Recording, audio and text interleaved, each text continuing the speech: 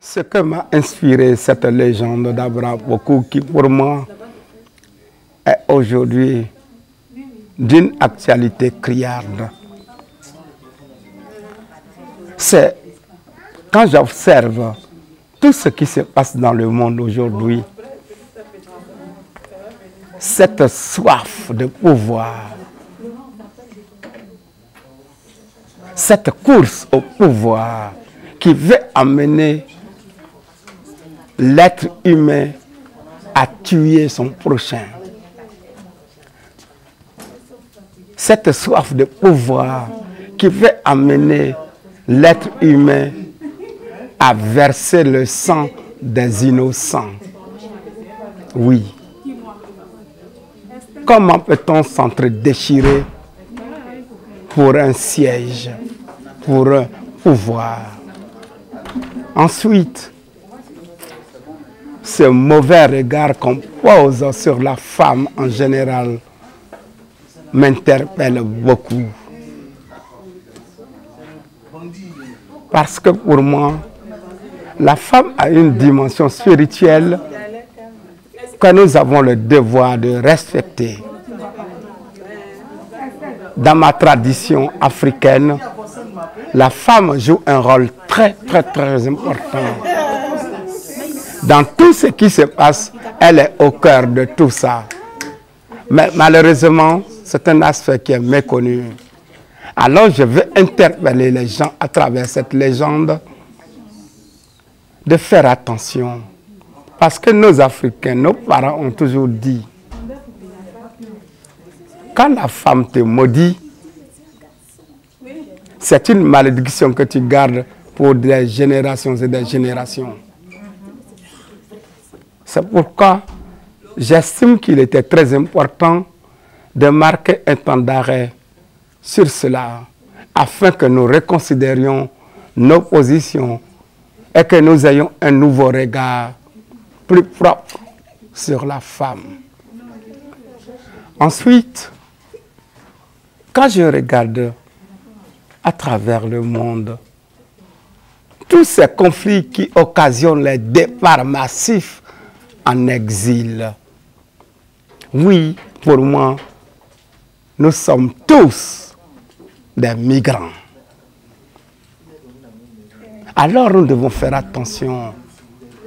Toute la terre n'est faite que de ce départ massif en exil, parce que les uns et les autres fuient la guerre, fuient les conflits religieux, les conflits politiques. C'est vraiment grave. C'est ça, pour moi, la plus grande fin du monde, c'est cela, ce désastre auquel nous assistons de façon impuissante. Regardons partout, les gens meurent dans les eaux, meurent dans les brousses, meurent partout parce qu'ils se sauvent. Ils ont peur de l'être humain méchant. À quand la paix? Quand est-ce que allons-nous semer la graine de la paix? Quand est-ce qu'allons-nous semer la graine de l'amour pour que se taisent un jour toutes ces armes, toutes ces violences, toutes ces agressions? et que règne enfin sur la terre une égalité, une justice, un respect total pour le bonheur des uns et des autres. Voici un peu le cri de cœur que je pousse à travers la légende d'Abraham Bokou.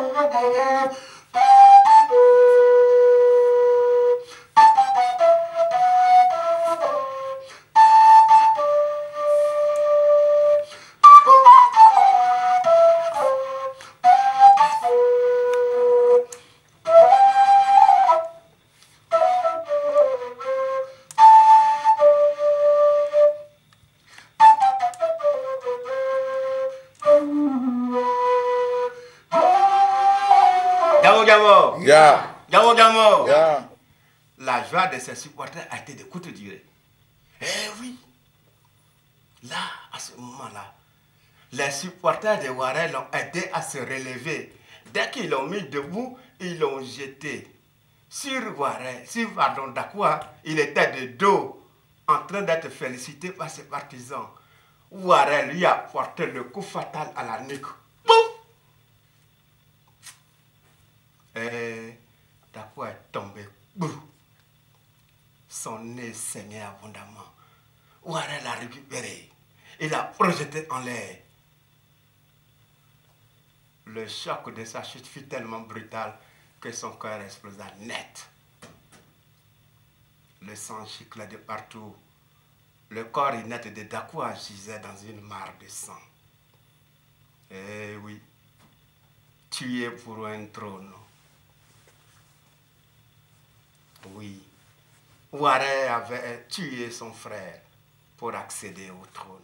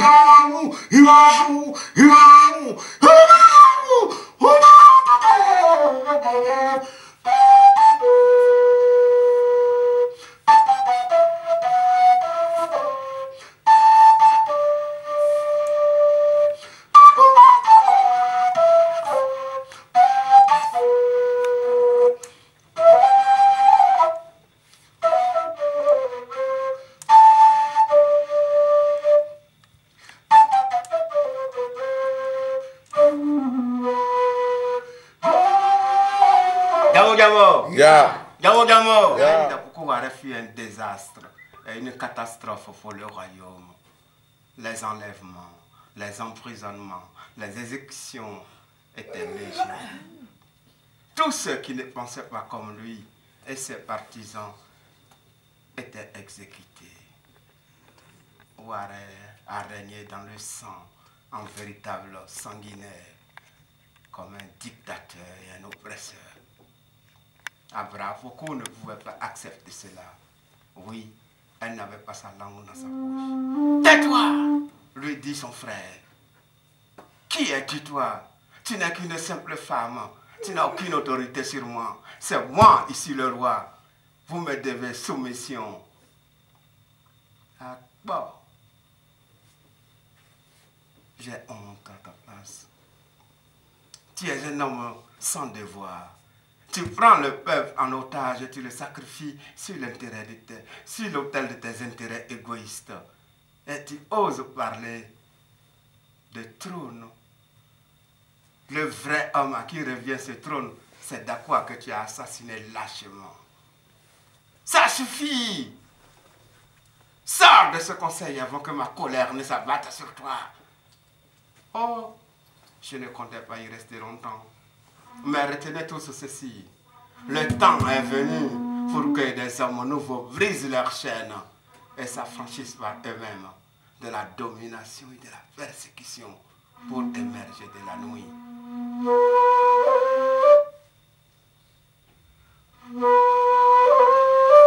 Abraham beaucoup quitta le conseil, le visage décomposé, gonflé de colère. Elle se retrancha dans ses appartements.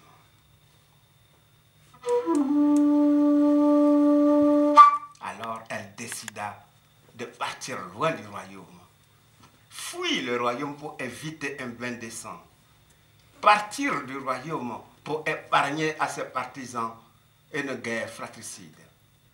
Eh oui, Abraham beaucoup a décidé de partir pour fuir la guerre. Njamu, amunjaso, aware sonja, subao, ewae.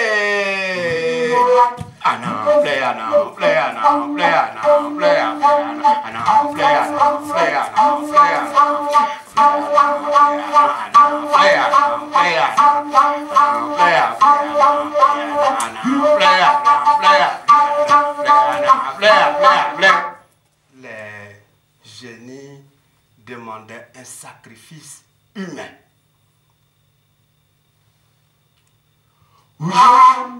Mais pas n'importe quel humain. Les génies demandaient le sacrifice d'un enfant. Ou un enfant, mais pas n'importe quel enfant. Ils voulaient un enfant de sang noble.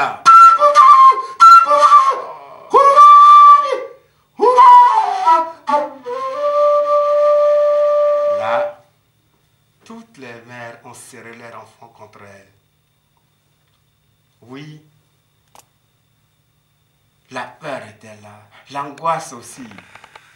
Devant cette situation, Abraham beaucoup avait compris qu'elle était la seule voie du salut.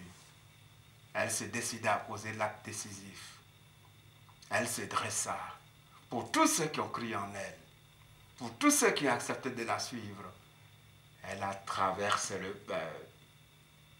Arrivée au bord de la rive, Abraham beaucoup s'est mise à genoux. Oui, elle a dénoué son pagne. Elle tira son enfant de son dos. Elle le présenta au ciel, à la terre et au peuple. Puis, elle le serra fortement contre elle. Le regarda une dernière fois et l'embrassa longuement.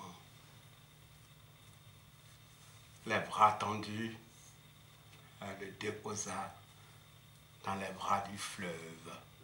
Celui-ci l'entraîna dans les profondeurs du ventre des eaux, où il disparut à jamais.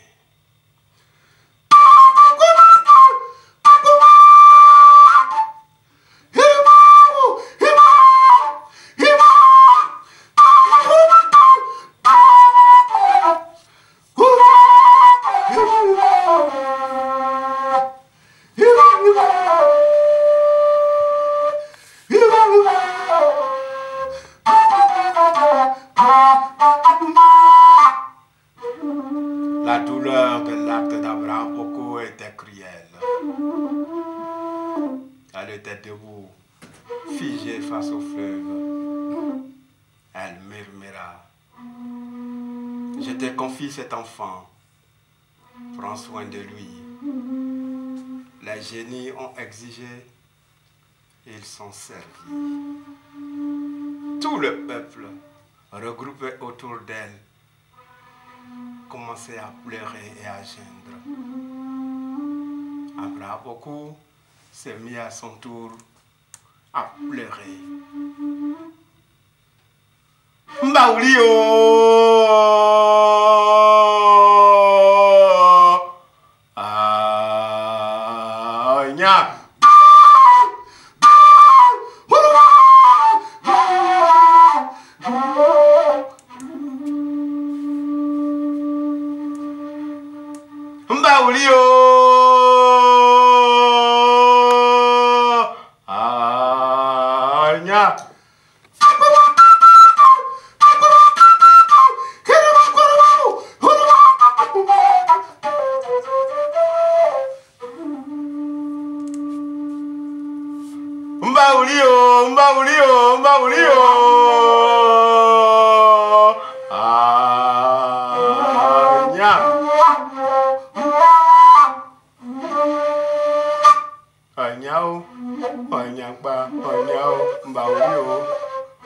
Sonja tiakpa bekun srao onya onzwe na fa nwa orio oworio nwa orio onya kwa onya kwa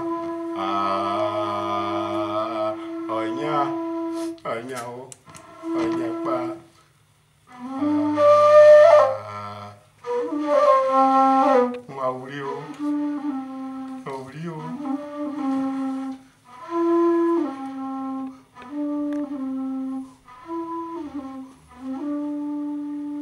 Le silence imposé par l'acte d'Abraboko reflétait la douleur, la grande douleur de tout un peuple. Comme dans un ordre inaudible, les hippopotames, après que les eaux se soient écartées, se sont réunis les uns contre les autres et avec leur large dos ont formé un large pont. Un grand pont d'une rive à l'autre. Et c'était le miracle. Un pont miraculeux venait de s'établir. Puis, les crocodiles avec leur tête ont formé une espèce de tunnel comme pour sécuriser le passage miraculeux. Ndiamou a fait un petit geste. Tout le peuple s'est précipité sur le chemin providentiel. Une fois de l'autre côté, Abraboko, à son tour, s'est mise à traverser. Au fur et à mesure qu'elle avançait, les hippopotames se dérobaient sous ses pas, marquant ainsi la rupture avec le passé. Oh, Ndiamou, il était déjà trop tard, très tard même, lorsque les soldats et Awaré sont arrivés. Nous étions déjà de l'autre côté et ne pouvaient plus nous atteindre. Mais, avec témérité et audace, ils ont voulu quand même essayer à la nage. Les eaux qui étaient calmes au départ se sont réveillées quand ils sont arrivés au milieu. Dans un terrible tourbillon, très violent, ils ont été enveloppés et entraînés dans les profondeurs des eaux. Eh oui.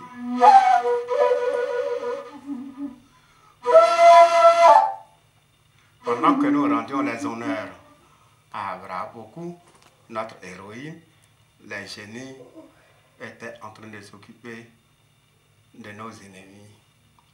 Eh oui, Abraboko était toujours figée face au fleuve. Puis, elle poussa un grand soupir. Oui, après, elle déclara à son peuple, Ndiamou, Yeo, Mbaouli, Yafite,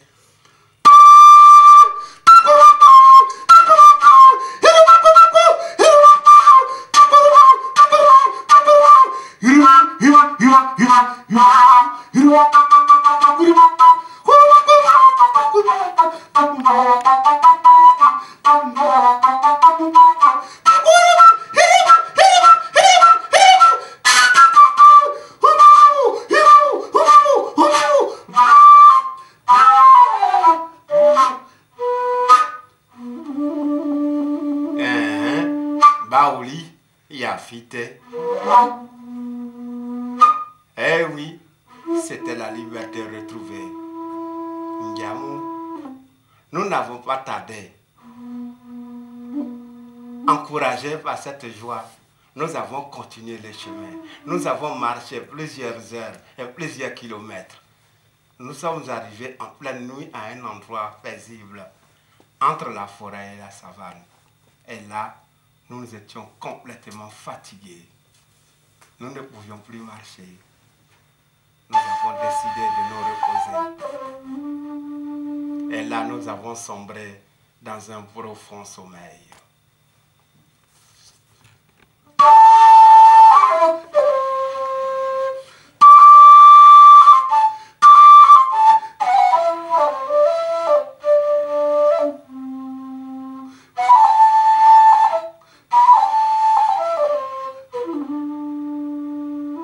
Au petit matin, nous avons été réveillés par un groupe d'éléphants. Nous étions au centre. Et là, nous avons compris que nous étions au pays des éléphants. Partout, c'était des ivoires. Nous avons compris que nous n'étions plus sur la côte de l'or, mais sur la côte des ivoires. Et l'accueil des éléphants était tellement hospitalier que nous avons décidé de nous installer là. Et oui, c'est au prix de la douleur, de la souffrance que nous avons construit le nouveau royaume. Les terres étaient fertiles. Les cultures ont poussé de partout. C'était le plaisir de la joie retrouvée.